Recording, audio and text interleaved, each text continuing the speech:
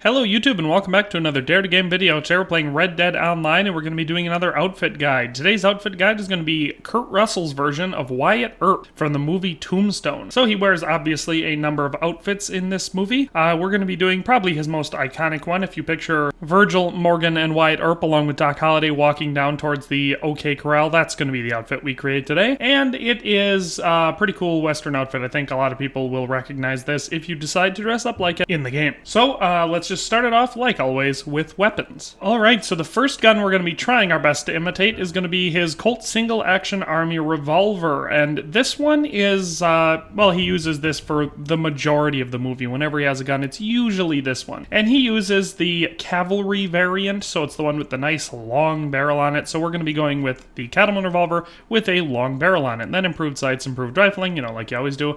Ironwood grip with the dark walnut varnish. It might be just a hair darker than his in the movie, but it's pretty dang close. And then you can see, if you look at any pictures of him or watch the movie, you can see that he's got what would be a pretty stock look to it. So it's going to be a mostly blued steel look with the frame being the color case hardened. This is kind of the best way that I found is the best to imitate that. Now you could switch these colors around just a little bit and I'll explain how, but I think this way looks the best and does the best job of trying to imitate it, because you'll find that the color case hardened is significantly lighter than the blued steel from, you know, the stock look for Colt Single Action Army revolvers. So the way that I did it was the barrel, cylinder, hammer, sight, and trigger were all blackened steel and the frame was browned steel. I mean, I'll leave it up to you. I'll switch it over to the other option just after this, but I think this looks the best for trying to imitate it. The only other option is switching. Maybe you think that looks better, maybe you don't. I can't say for sure. It's definitely darker because everything just shifts down one shade in darkness. Either way, it's going to be pretty dang close to imitating what it looks like from the movie. No engravings at all, unless you're maybe just putting them on the frame to try to make it look a little bit more color case hardened. And so if you're doing that and you did this layout where the barrel, cylinder, hammer, sight, and trigger were all blued and then the frame was black and steel, then maybe you just add some brown steel engraving onto the frame and it makes it look a little bit more color case hardened because there was some variation. But other than that, that is how you imitate Wyatt Earp's gun from the movie Tombstone, at least his revolver. So then the other gun that we're going to be doing for Wyatt Earp today is the double-barreled shotgun, and in the movie he refers to it as a street howitzer, which is one of my favorite things from westerns ever, because that's just a really cool name to call a shotgun. Even though I'm pretty sure, I mean, I don't know for sure if howitzers even existed at the time that movie took place. But in any case, it's going to be the double-barreled shotgun. You're going to give it the long barrel, and then any other improvements you want. A nice dark varnish on the stock, because that looks pretty stock. I think I have mahogany on here right now, and it looks good.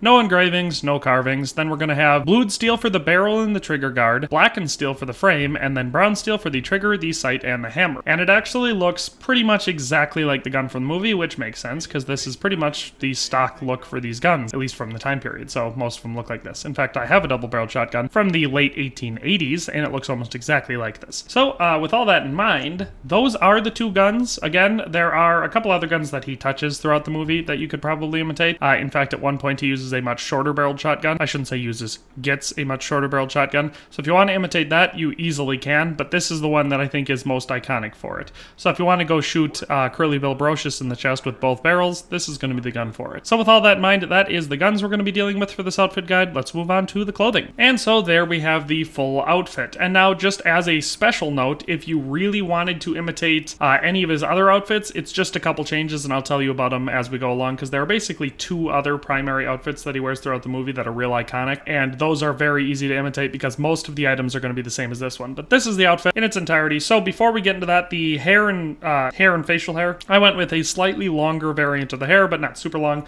just so you could see it kind of on the sides and everything.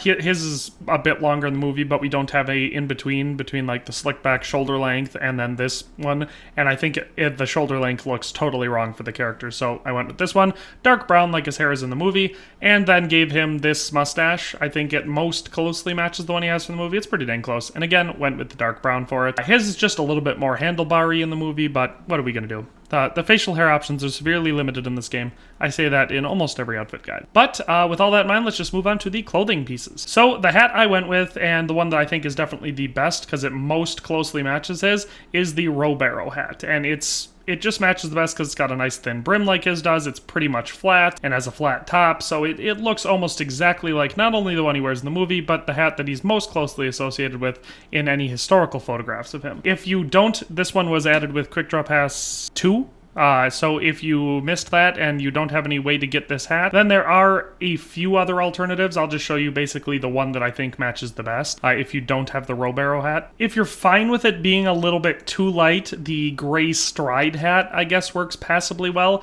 It's about the same shape and everything as his. It's a little bit smaller. The brim is a little bit too small. And like I said, it's obviously too light because it should be black. But it's decently close. The black drifter hat is the other variant that I said is probably the best option, just because it's about the same shape. The sides tilt up a little bit too high and it's curled up a little bit, whereas this is flat. So it's not perfect, but it's about the right color. Actually has the same type of band that his has in the movie. So some might even say the drifter hat's better than the Robarrow hat. I don't think so. But that one is also a decent enough option. And if you've got absolutely nothing else, then the black stalker hat. This one I think looks the least good out of all these options, but it works passably well and has about the same feel to it. So if you have the Robarrow hat, that's definitely the one I recommend going with, but otherwise any of those other ones will work passably well. Then for the neckwear, I ended up going with the blue tech scarf. Now, he does wear a blue tie, which is what I was basing this off of, but he wears the blue, it looks more like a regular necktie in the game, and that is an option, but the regular necktie in the game is real skinny, and that style, A, wasn't very popular back then, and B, really doesn't match most movies. Most of their regular neckties were still very wide back then. But with all that in mind, you could go with either one. I just think the tech scarf looks a little bit better. He does wear an actual tech scarf later in the movie. They don't match up exactly for the color and everything, but I think this one matches this outfit the best. So that's the neckwear I went with for this outfit. Then for the coat, I went with the black duster coat. It matches, again, this one matches the best. In fact, he even pops up the collar at one point when he's, or it pops up, I should say, during the shootout at the OK Corral. So it matches pretty well. It goes down pretty low. His in the movie is real low. It goes down almost like halfway down his calves. So this is the best option for any of the plain ones. Some of the other coats are longer in the game, but then the style of them doesn't match. The shotgun coat would work if they had a black variant, but since they don't, like I said, I think the black duster coat is really the only option. For the vest, I went with the kind of real dark variant, the dark black variant of the paisley vest. I think it just, again, matches it the closest that we can come. The lapels match about right. His in the movie isn't paisley. I think it's just plain black, but this comes pretty dang close. He wears a couple different vests throughout the movie, but this one, like I said, matches the scene that we're trying to imitate the best. So for the shirt, I went with the plain white French dress shirt. If you don't have this one, then the everyday shirt would work, or one of the other French dress shirts. Just try to make sure that the top is white because his is in the movie. It matches pretty much perfectly with the outfit we're trying to imitate, and throughout most of the movie he wears this. At one point he wears what I can only assume is either a side collar shirt or a union suit, more looking one, and at one point he wears what looks more like the everyday button-up shirt, but this one is going to match most of his outfits throughout the movie the best, including this one. For the gun belt and offhand holster, which again, you could go with just one holster is probably the most accurate, because throughout most of the movie he only uses one, but the real-life Wyatt Earp was known at times to carry two revolvers, even one being the cavalry variant, which he used most of the time, and the other one being what's called an artillery variant, which is just going to be the short barrel in this game, but they basically look the same because they were just both factory finished. Either way, it really depends on if you like dual wielding or not. If you're trying to be very accurate to the movie, the Tombstone movie, then I would say only one holster, and so you don't use the offhand holster. But if you're going to, the black embossed gunslinger gun belt and offhand holster, if you want to use an offhand holster, are the way to go because they most closely match what he wears in the movie. For pants, we're going to be going with the black clerk pants because they're nice, clean uniform pants like he wears in the movie. He's clearly not wearing tuxedo pants. That's the other option that would work, the black tuxedo pants, but those look a little bit too fancy for what he was wearing in the movie, so this is the closest we can come. For the boots, I went with the black Warren Roper's boots, and I think that they match the ones he's wearing in the movie best. It's really hard to find clear pictures of people's feet in movies to make sure, but I would either go with these ones or the square-toed boots, the stovepipe, this black variant of the stovepipe square-toe boots. It probably just comes down to personal taste. I think the Warren Roper's boots look better because I think he wears pointed ones in the movie, but it's hard to say. But either one of these works, and again, you're going to tuck them into the pants because he does not wear them over the pants. Then for the spurs, we're going to go with the clean black, not wore-out variant of the Western Rider spurs because, again, they're going to match the boots really well, and I think, again, like I said, super hard to find clear pictures, but I think at one point in the movie he is definitely wearing spurs, and I think they look like this. And as you can see, just comparing them side by side, decent replica of his outfit. Again, like I said, this is from the shootout at the OK Corral. He wears other outfits. If you want to imitate the one where he's wearing, well, the one I used in the thumbnail, the one where he's wearing a vest and a scarf, not really a scarf, but I'll show you what that one looks like. So the best way to imitate that look is to just take the hat off, take the coat off, and then put on a day shoot scarf instead of the necktie.